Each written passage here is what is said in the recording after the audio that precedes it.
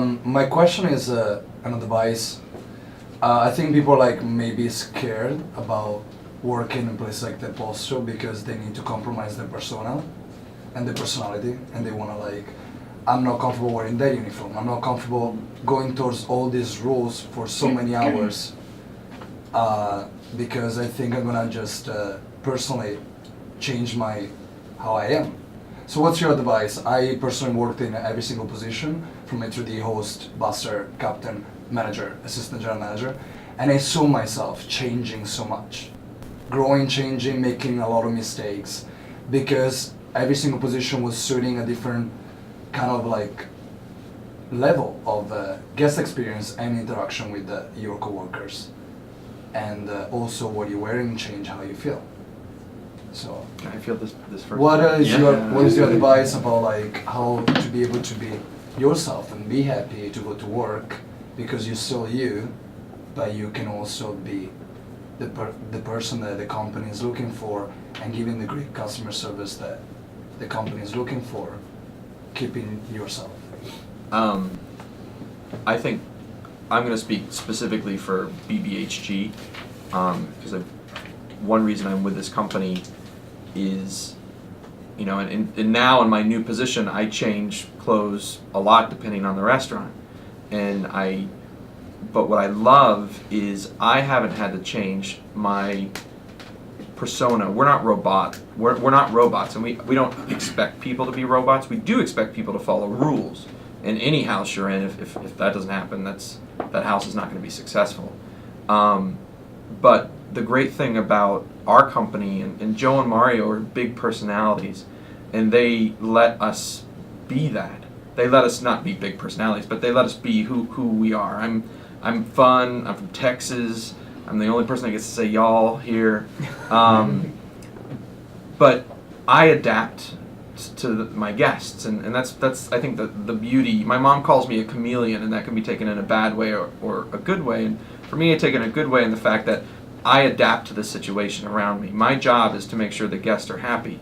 So if I'm wearing a suit or if I'm wearing jeans and tennis shoes, or specifically here on the floor, I've got a couple from Kansas City who want to be blown out of the water and have this big time, or a four-top of Goldman Sachs who don't even know I exist. I adapt to those situations, but I'm still me.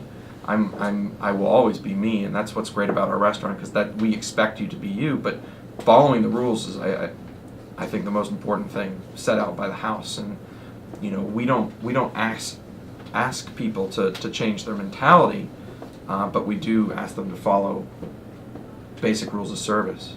I mean, you have to remember that you're not here for you. I mean, you're here for you and in your job, and you're here for you. But when you're in service, you're here for the guest.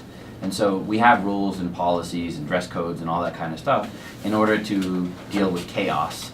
Because if there were none, things would be chaotic and disorganized, and you wouldn't want to work here anyways. So it's not about changing your personality. It's just about, we have rules on what's appropriate and what's not appropriate. Every restaurant, again, is very different, right? So Del Posto is where we try to be uniquely Italian. So we try to be warm and friendly, and we try to be hospitable in a way that's distinctly kind of welcoming.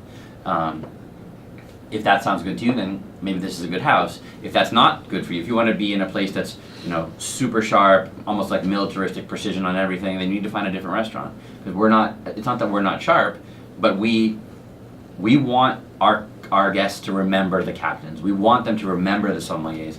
We want to be part of the experience. We don't have a problem with that. There's restaurants that are like, service should be invisible and you should never be seen. That's not the kind of restaurant that we operate. We can be that table. We can do that for the table. But that's not how we go about it normally, right?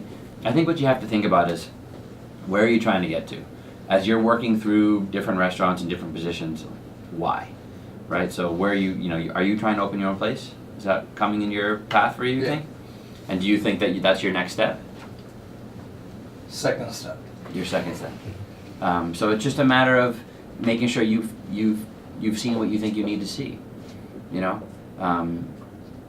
the one step I think everybody needs to take, and sometimes skips, is having to oversee other people, having to hire, train, motivate, teach, and guide other people.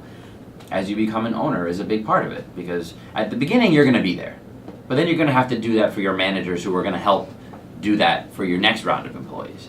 And so if you haven't taken that step yet, you need to take that step. And depending on what kind of restaurant you think you need to do that in, it might require you starting at another level.